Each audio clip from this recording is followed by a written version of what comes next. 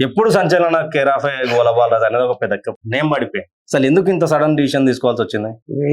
Sudden decision కాదు, పాపం నా అన్నదమ్ములకు నన్ను ఈ స్థాయికి తీసుకొచ్చినటువంటి నాయకులకు కార్యకర్తలకు కొంచెం షాకింగ్ లాగా అయిపోయింది. సడన్ డిసిషన్ అయింది, కానీ నాకు మాత్రం నేను సడన్ డిసిషన్ కాదు, గత సంవత్సరం కాలంగా ఆలోచన చేస్తూ తీసుకున్నటువంటి నిర్ణయం. అందుకని నేను రాజీనామా సంవత్సరం నుండి ఎంపీ ఎలక్షన్ ఉండేనా? లేదు. మరి అప్పుడే కదా మీకు పార్టీకి వైరం వచ్చింది? అప్పుడే రిజైన్ చేసేవాడిని, పార్టీని డ్యామేజ్ చేసేటువంటి ప్రణాళిక రూపొందించుకునేవాడిని.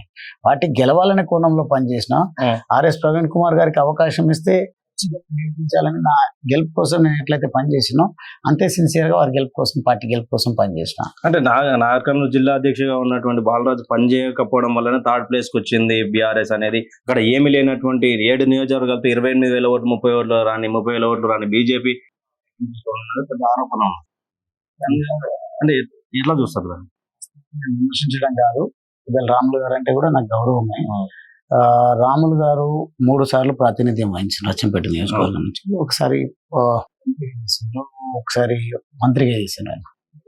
రాములు గారికి బీజేపీ అవకాశం ఇవ్వడంలో వారికి ఉన్నటువంటి పెద్ద అర్హత ఏంది అని అంటే, అచ్చంపేట్ కన్సాలిడేట్ అవుతుంది, అదేవిధంగా కల్వకృతి కన్సాలిడేట్ అవుతుంది, తర్వాత మృదు స్వభావి అని చెప్పేసి వారికి మిగతా దగ్గరలో కూడా పనికొస్తుంది, బాగా ఆయనతో గెలవగలుగుతారు అని అన్ని ఆలోచన చేసి ఇవ్వడం జరిగింది.